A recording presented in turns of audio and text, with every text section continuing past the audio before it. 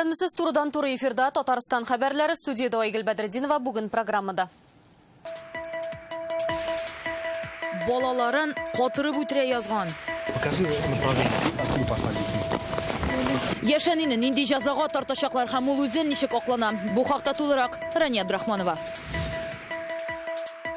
Сул якка борылу тыелган. Минемчә, бу дөрес, әгәр дә моңарчы берәр нинди тикшерү узган икән. Юл киселешләрендәге кагыйдәне Илдар Сафиуллин искә төшерер.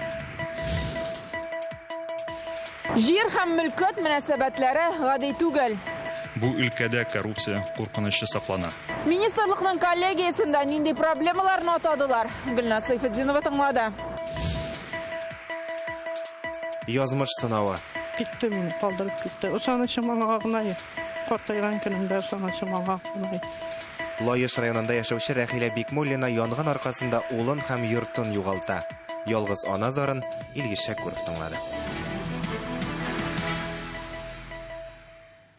Татарстанга көньяктан синоптиклар вәгъдә иткән циклон килде. Көчле җир, кар ява, һава шарлары начараю сәбәпле республикадагы трассаларда көндезге 2дән шикләүләр кертә башладылар. Автобуслар һәм йөк машиналары өчен хәрәкәтне туктаттылар. Юлларда бозлавы, кар кертләре.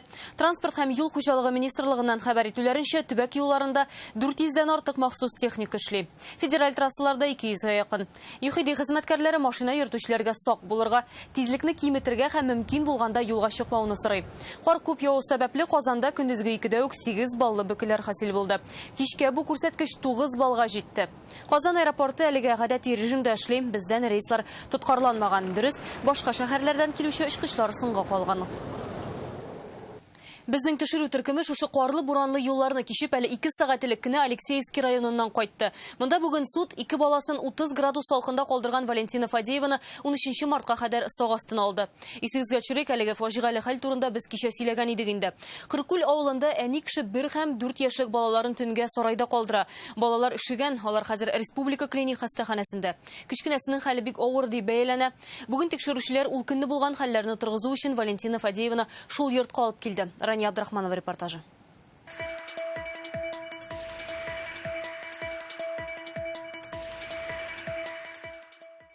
Ребенка одного несешь на руках, вторая идет. Балаларын катырып үтерә язган әни кеше вакыйгалар булган төнне тикшерүчеләр белән бергә яңарта. Эксперимент бу. Покажи направление, откуда пошла. Бүген ачыкланганча, үги әтисе белән шушы йортта спиртлы эчемлекләр эчкәннән соң Валентина Фадеева 4 яшьлек кызы, 1 яшьлек улын алып үз өенә кайтырга чыга. Әмма тикшерүчеләр әйтүенчә, йорт ачкычын онытып калдыра. Әнисе кайтканын сарайда көтәргә була.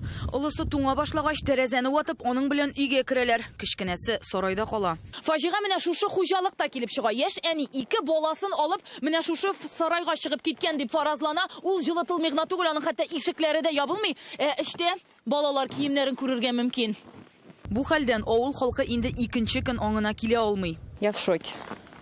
У меня самой ребенку год. Әле дә шок катам. Үземнең дә 1 яшьлек улым бар. Уйлаган саен күзгә яшь килә. Берничә сәгать салкында яткан оныгын иртән эштән кайткан әбисе тавып ала. Табиб чакырта. Эшегән сабыйларны ашыгыч рәвештә ДРКБга алып киткәннәр. Кичкенәсенең хәлен бүгендә бик начар дип бәяли табиблар. Хәзерге вакытта олырак баланың хәләте тотрыклы дип билгеләнә. Тәннең эшегән өлешләренә бәйләүешләрен алмаштырып торалар. Кичкенәсенең хәле кичәге үк шактый начар булып кала, ләкин стабильләште. 2 баланы да табиблар тәүлек күләм җитди карап торалар. Моңа кадәр гаилә махсус исәптә тормаган, Кыркүлгә күченеп кайтканнар. Авылдашлары сүзенә караганда, эшүчелек белән вакканнар. Она приехала сюда годов 5. Ул кызның әнисе монда 5 ел элек күченеп кайтты. Минем энемә кияүгә чыкты. Гаиләләре белән эшкәлиләр иде. Ире, иншалла, хәбәтер булды. Балаларын хәбәт карана кеше, как чужой булгала. Так что мин положительный только иреннән беләм. Хатаны эштә йөренә, балаларын белмим. Бүген Алексеевск районы суды 22 яшьлек Валентина Фадееваны кулга алырга дигән карар чыгарды. Залда ул үз гаебен таныган. Подсудимая раскаялась Судта елады гафу үтенде, үзенең хаталарын кичерүен сорады. Дело возбуждено 13 января 2021 года. 2021 елның 13 гыйнварында җинаять эше ачылды. Валентина Фадеева балык булмаган баланы айруча кырыс юл белән үтерергә җыенуда гаепләнә. Валентина Фадееваның әнисе дә заманында ата-ана хукукыннан мәхрүм ителеп, кыз башка гаиләдә үскән булган. Хәзер үзендә шундый киләчәк көтә. Опека органнары аны хукукыннан мәхрүм итү өчен документ җыя башлаган инде. Алексеевск районыннан Рания Абдрахманова, Вадим Илларионов, Яңа Гасыр каналы. Казанда узган тәүлектә 10 кеше суыктан зыян күрә, 5-сен хастаханәгә салалар, 11 яшьлек кыз кул бармакларын ишетә. Беренче ярдәм күрсәтелгәннән соң аны өенә дәваланырга җибәргәннәр. Кулын ишеткән 31 яшьлек ир-атка исә хастаханәдә дәваланырга туры киләчәк. Җылы киенеп йөрергә эчкән килеш урамга чыкмаска киңәш итәләр. Соңгы 3 атна эчендә Казанда 14 меңнән артык машина йөртүчегә тиешсез урында сул якка борылган өчен штрафлы хатлар килгән. Булар барысы да яңа куелган камераларның эш нәтиҗәсе. Башкала урамнарының 19 чатына әнә шундый видео җайланмалар урнаштырыла. Алар кайда урнашкан һәм бу борылышларны бетерү аварияләр санын никадәр киметкән. Теманы Илдар Сафиуллин өйрәнде.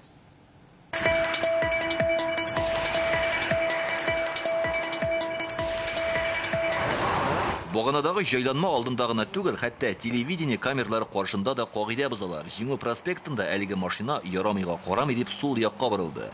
Яңа камераларны бирдә декабрь ахырында урнаштырганнар. Алар Ямашев проспекты белән кисешкән урамнарда, Мамадыш трактында, сул һәм уң булак урамнарында бар. Күпләр бу хакта әле белмиде. Шуңа начар гадәтне ташларга ашыкмыйлар. От присутствия данных камер на дороге. Камера урнаштыруның нәтиҗәсе бар инде бу елның 12 көнендә генә дә узган ел белән чагыштырганда юл транспорт һәлакәтләре саны 55%-ка кимегән.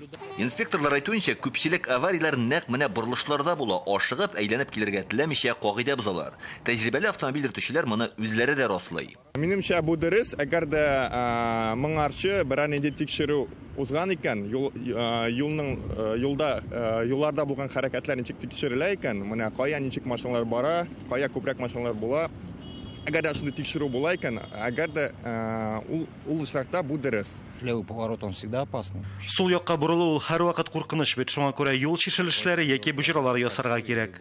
Ярамаган урында сулга борылган өчен штраф 1000 сумнан 1500-га кадәр. Менә бу яңа камералар куелгач, 3 атна эчендә генә 14 мең автомобиль хуҗасына кагыйдә бузган өчен бәхет хатлары килгән. Шулай да машина йөртүчеләр камералар урнаштыруны хуплый. Здесь такое было плохо. Бу борылышта бик уңайсыз иде, юлдагы бер рәт сул якка борылырга тора. Нәтиҗәдә бөке хасил була. Хәзер мин моннан җайлы гына узалам. Казанның зур урамнарында сул якка борылышлар 7 ел элек үк тыелган иде. Тик кайберәүләр юл билгеләренә һаман да битараф. Менә мондый зур юл киселешләрендә сул якка борылу катгый рәвештә тыелган. Башка яктан килгән транспортларына кымачау итмәс өчен. Инде кагыйдә бузучыларны ачыклау максатыннан Казанның зур борылышларына 19 урынга камералар урнаштырганнар. Һәм киләчәктә мондый практиканы Казаннан тыш Чаллы, Түбәнкама һәм Әлмәттә дә кулланырга ниятлиләр. Кагыйдә бузучыларны ачыклау максатыннан шулай эшләнә. Кыскасы, сул якка борылмавың хәерле. Илдар Сафиуллин, Данил Филатов, Яңа Гасыр каналы. Татарстан шикләре әлегә кадәр рәсмиләштерелмәгән муниципаль унитар предприятиеләрнең күбесе зыянга эшли, авыл хуҗалыгы җирләрен максатчан кулланмыйлар. Бүген җир һәм мөлкәт мөнәсәбәтләре министрлыгының коллегиясендә узган елга нәтиҗә ясадылар. Соңгы 10 елда дәүләт милкен куллану буенча зур тикшерү уздырылган. Нәтиҗәдә 300-гә якын эш хокук саклау органнарына юлланган беркетмәләр төзелә.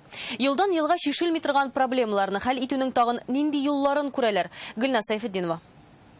2020 елда Арча, Баулы, Буа, Елаеш, Питрәч, Теләче муниципаль районнарының авыл җирлекләре башлыклары тарафыннан ялган эземтәләр бирү фактлары буенча 12 җинаять эше кузгатылган. Әлеге эшләр узган еллар фактлары буенча кузгатылуга да карамастан, бу өлкәдә коррупция куркынычы саклана. Тагын бер проблема җирләрне максатчан кулланмау. Республика буенча 20 мең шундый участокка тапылалар. Милек хуҗалары еллар буе салымнан качып йөри, җирле бюджет акча югалта. Аның күләмен министр мисаллар белән дәлилли. Пример участков в Тукайском муниципальном районе. Тукай районы мисалын гына алыйк, авыл хуҗалыгы җирләре санала, шул максатларга гына тотыла ала. Чынлыктан да ягулык салу станциясе тора.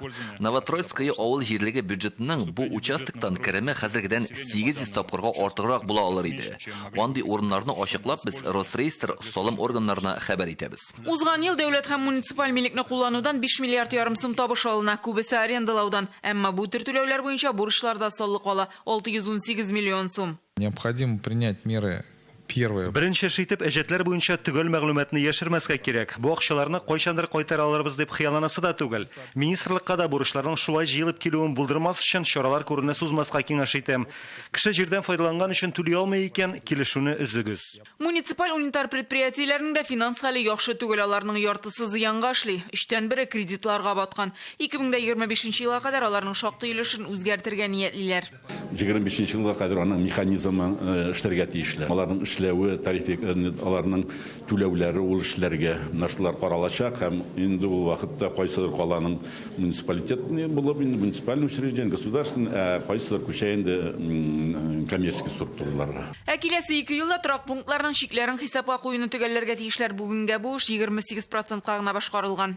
Республика шикләрен билгеләүше дә әлегә төгәлләнмәгән. Татарстан 8 төбәк белән шиктәш 3,5 километр озынлыктагы шикләрне тәгаенлисе була. Эш башында 500-дән артык проблемалы һәм бәхәсле участоклар ачыкланган иде. Бүгенгә күрше республика һәм өлкәләр белән шикләргә кагылышлы 4 проект әзер, калган 4се эшләнеп бетү алдында. Гөлнас Сайфетдинова, Марат Зайдуллин, Яңа гасыр каналы. Солкын кыш ни рәвешле Яршалда яшәүчеләрнең түләвен 135 миллион сумга арттырган тулырак Реальное время интернет газетасынан укыгыз. Республикада соңгы тәүлектә COVID-19 диагнозы 92 кешегә куелган. Бу хакта оператив штаб хәбәр итә. Барысы да диярлек вирусны авыру белән аралашу нәтиҗәсендә йоктырган. 30-ын хастаханәгә салганнар. Авыручыларның күбесе Казан, Яршаллы һәм Түбән Камада теркәлә. Илдә бүген вазгыять киеренке. Кичәге көн белән чагыштырганда COVID йоктыручылар саны 2000-гә арткан. 24763 очрак. Мәскәүдә дә үсеш күзәтелә. 5893 кеше, Санкт-Петербургта 3041, Түбән Новгородта 476. Илдә коронавируска каршы вакцина ясату дәвам итә. Киләсе атнадан ул тагын да артачак. Татарстанда хәзер Спутник V-ны 3314 кеше кадаткан. Бер кичтә баласыз да, турыр урынсыз да кала. Лаиш районының Татар Янтыгы авылында яшәүче Рахилә Бикмуллина өчен яңа ел сынаулардан башлана. 21 декабрь көнне килеп чыккан янгын аның бөтен тормышын үзгәртә. Бердән-бер улы һәм алар бергәләп яшәгән йорт көлгә әйләнә. Хәзер ул урамда калган. Вакытлыча туганнарында яши, әмма үз пишмагы кирәк.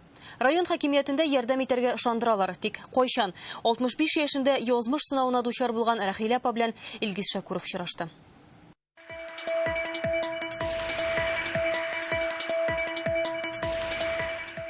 Калдырып китте мине, калдырып китте. Ышанычым аңа гынай. Картайган көнемдә ышанычым аңа гынай. Рахилә Бикмуллинаны бернинди сүзләр белән дә юатып булмый. 65 яшендә бердән-бер баласын югалткан һәм туры урынсыз калган ул. Иң кадерле нәрсәләрен янгын юк итә. 3нче көнне кайтып мине дә алып чыктылар, инде күмәргә генә кайталды. Фаҗига 21 декабрьдә чыга. Ул вакытта Рахилә апа үзе йөрәгенә операция ясатып РКБда ята. Өйдә шул көнне генә Мәскәүдән эштән кайткан улы була. Мин башка шалтыратмадым, бик арып кайткандыр, мәйтәм, җыклыйдыр. Сәгать 7дә шалтыраттым, телефонны алмады. 4 сәгать үткәч телефон шалтырый, кем икәнен дә белмәдем мин инде. Өйгә җана дип әйттеләр миңа.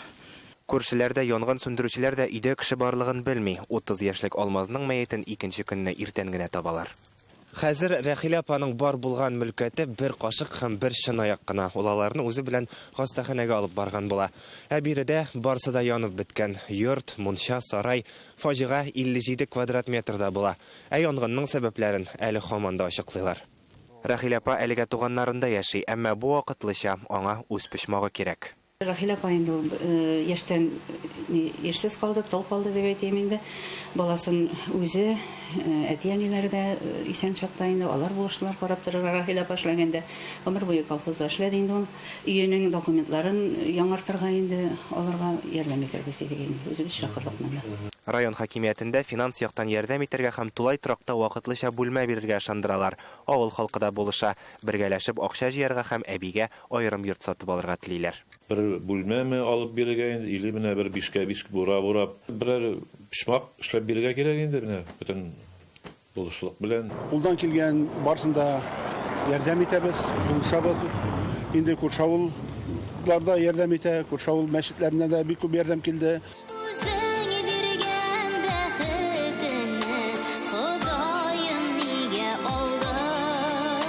Ялгыз анага улының сурәтләренә карап юанырга гына кала. Рахилә апага ярдәм итәргә теләүчеләр өчен телефон номеры экранда. Ул Сбербанк картасына да беркетелгән. Авыл халкы 250 мең сум акча җыярга тели. Бу суммага авылда йорт алып була. Әйдәгез, бергәләп булышыйк. Лаиш районыннан Илгиз Шәкүров, Ринат Сафин, Яңа Гасыр каналы. Бүген Рөстәм Миңнеханов Казанның Изге Гури исемендәге православие гимназиясенең мәктәпкәчә белем бирү үзәгендә булды. Бу 3 катлы бина 120 балага исәпләнгән. Президент гимназия бинасын, мәктәпкә әзерлек сыйныфын, ясле төркемен, спорт залларын карап чыкты. Шулай ук үзәкне үстерү планы белән танышып, балалар белән дә аралашты. Детки такие красивые у нас. Занимаемся рукоделием, творчеством. Это очень важно. Нравятся ли детишки вам здесь? Садик хороший? Да. Рөстәм Миңнеханов Татарстан метрополиясе руханилары белән аерым очрашты. Без барлык диннәргә хөрмәт белән карыйбыз, ди президент ул. Казан һәм Татарстан метрополиты Кирилл һәм дин әһелләрен Раштуа бәйрәме белән котлап, нәтиҗәле эшләре өчен рәхмәтен белдерде. Очрашуда шулай ук зур хөрмәт белән 5 ел Татарстан метрополиясен җитәкләгән һәм Казан Изге Ана иконасы соборын торгызуда актив катнашкан Феофанны да искә алдылар. Ислам и православие в равной степени с уважением относишься ко всем религиям. Это является неким залогом стабильности и процветания нашей территории. Татарстан, он точно находится под Божьим благословением. Столько всего доброго, хорошего сделано для вечности, не для потребностей только сегодняшнего дня. Республика мәчетләренә татарча әлифбалар кайтачак. Танылган язучыларның канатлы гыйбарәләре язылган плакатлар, әдәби сөйләм буенча уку әсбаплары, Тукай сүрәте төшерелгән күкрәк билгеләре, магнитларны бүген диния нәзарәтенә тапшырдылар.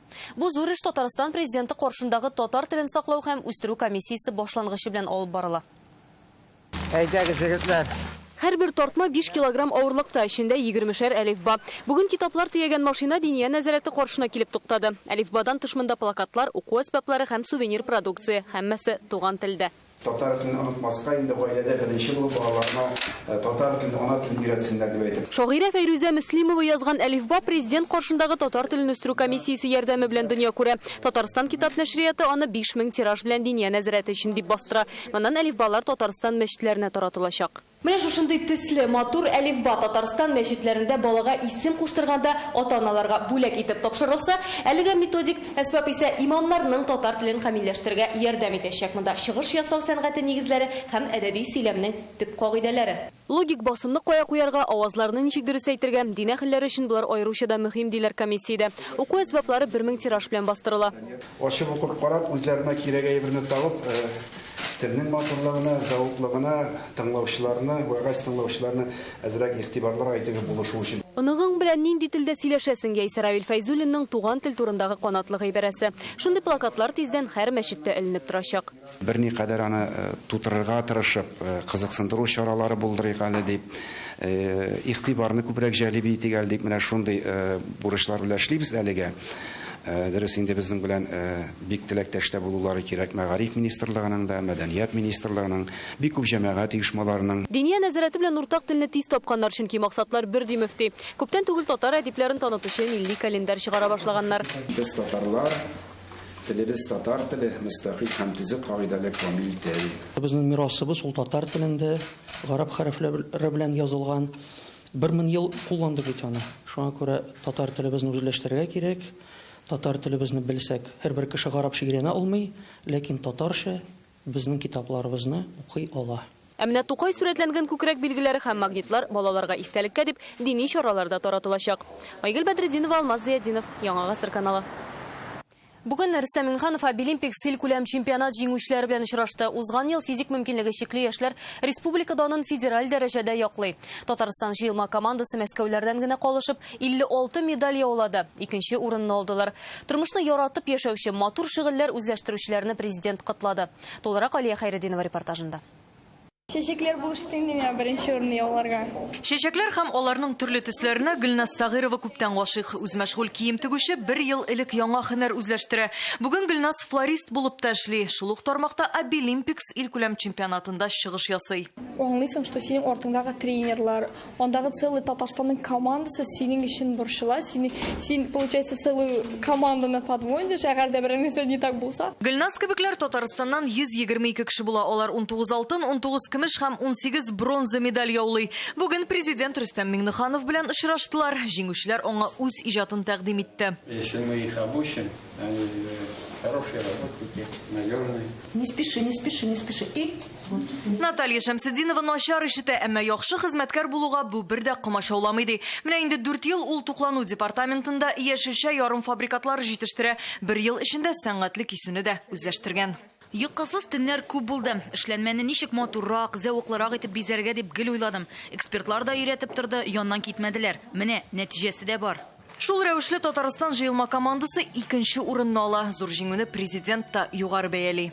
Һәммәгезгә дә зур рәхмәт. Киләчәктә дә шулай тырышып, республиканы алга таба күтәрергә. Рәхмәт сезгә. Спасибо. Бүген президент рәхмәт хатларын остазларга тапшыра. Нәкъ менә тәҗрибә уртаклашып, җиңүгә рухландырган кешеләргә. Региональ үзәкнең зур осталык белән эшләве Татарстан Республикасының 2нче урынына китерде. Бүтән шартлар тудырылды. Шуңа күрә без инде бик тырыштык. Үзебезнең республикабыз өчен иң беренче шул күз алдында торды инде. Исегезгә төшерәбез, Обилимпикс чемпионаты ноябрь ахырында узды. Анда 81 төбәктән 2000-нән артык кеше катнашты. Алия Хайретдинова, Александр Лобанов, Яңа гасыр каналы.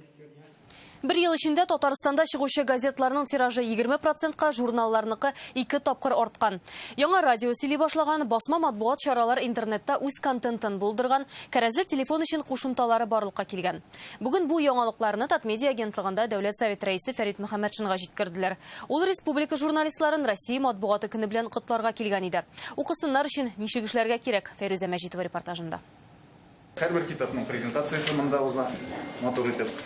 Балалар өчен китаплар да бар. Әдәби кафе Татмедиа бинасындагы өр-яңа проект. Чәй эчкән арада китап укып алырга мөмкин. Ә китапларны хәзер укучыга уңай булсын дип кесәгә сыя торган итеп чыгаралар. Кичкенә чөнки ул бәләкәй генә кесе, бөтен смысл кесәдә йөрү.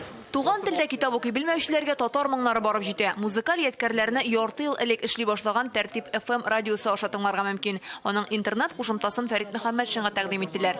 Яшьләр журналлары да интернетта сөйли башлаган. Әллә шуның файдасы республика журналларына язылучылар 2 тапкыр күбәйгән. Газеталарның тиражы 20%-ка арта. Наша журналистика одна из передовых в стране.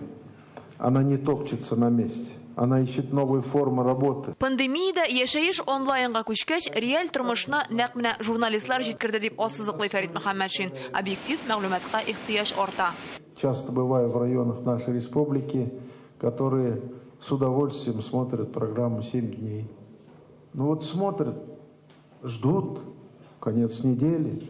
В 7 дней обязательно что-то Аминов скажет. Матбугат үсешенә зур өлеш керткән журналистларга бүген дәүләт бүләкләре тапшырдылар. Безнең телеканал җитәкчесе, журналистлар берлеге рәисе Илшат Аминов 2 бүләккә лаек. Илнең элемтә министрлыгының рәхмәт хаты һәм мактау билгесе. Генеральному директору телерадиокомпании «Новый век».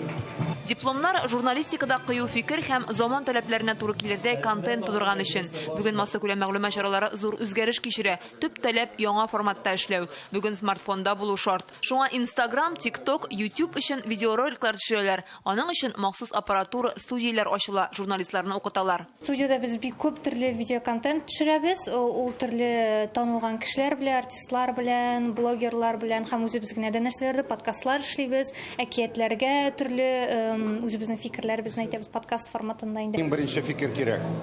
Фикер контент кирәк.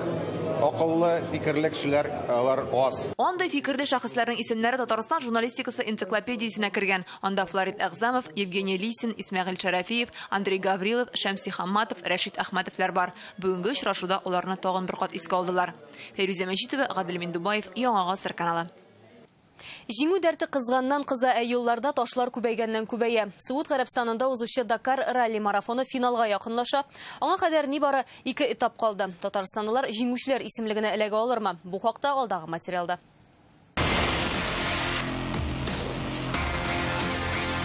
Марафонда катнашучыларның маршруты беренче көннән үк катлаулы булу белән аерылып торды. Кызыл диңгез яр буйларының матурлыгы, тәгәрмәчләр ташка тиюгә онытыла диләр.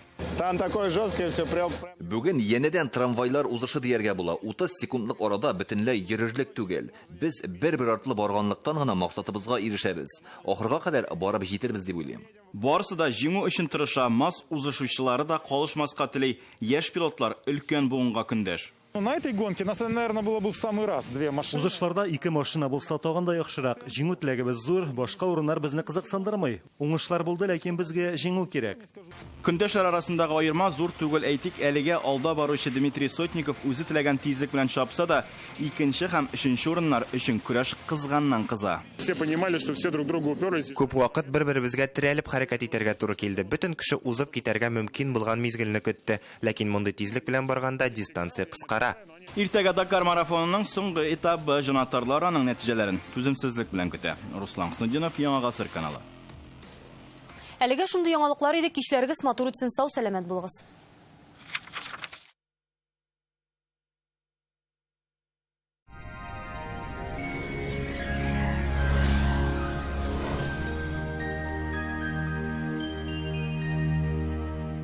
Исәнмесез, эфирда һава торышым.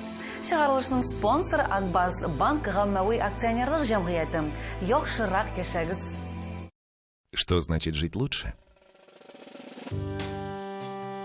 Превращать мечту в цель. Находить вдохновение для достижения этой цели. И знать, что каждая сегодняшняя мечта действительно может исполниться завтра. Акбарсбанк поможет рефинансировать невыгодную ипотеку, а также получить кредиты на ремонт по ипотечной ставке. Акбарсбанк. Живите лучше. Җумһуриятыбызда циклон хөкем сөрә. Температуралар күтәрелә һәм явым-төшемнәр көтелә. Яндекс погода мәгълүматы буенча көньяк көнчыгышта Бөгелмә Балуазына кадәр көн дәвамында кар явып торачак, 7 градус салкын.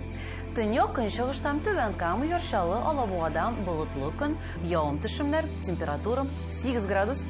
Төньяктан Актаныш, Әгерҗе, Менделеевскида урыны белән кар, 8 градуска кадәр суыта.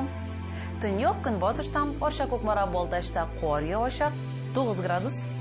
Көньяк көнбатышта Болгар-Бай, Чүпрәлдә шулай ук кар, 8 градус салкын.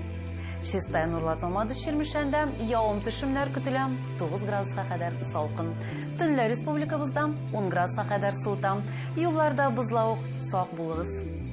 Үз фатирыгыз турында хыялланасызмы? Гранд төзелеш компаниясының Горд Парк Новые Горки торак комплексында хыялыгыз тормышка ашачак. Кирпичтән төзелгән йортта сыйфат белән эшләнелгән фатирлар сезне көтә. Казандагы телефон 2677 677. Оцените все преимущества новых современных жилых комплексов от компании «Грань». Вам понравится здесь жить. Телефон 2677 677. Башкалабыз Казанда болытлы көн, кар явачак, көндез 6-9 градус салкын, җил көнбатыштан уртача тизлектә. Атмосфера басымы төркемеш баганасының 749 мм тәшкил итә. Һаваның чагыштырмача дымлылыгы 89%, җирнең магнит кыры тыныч. Һава торышы турында әлегә менә шулар иде, безнең каналда калыгыз.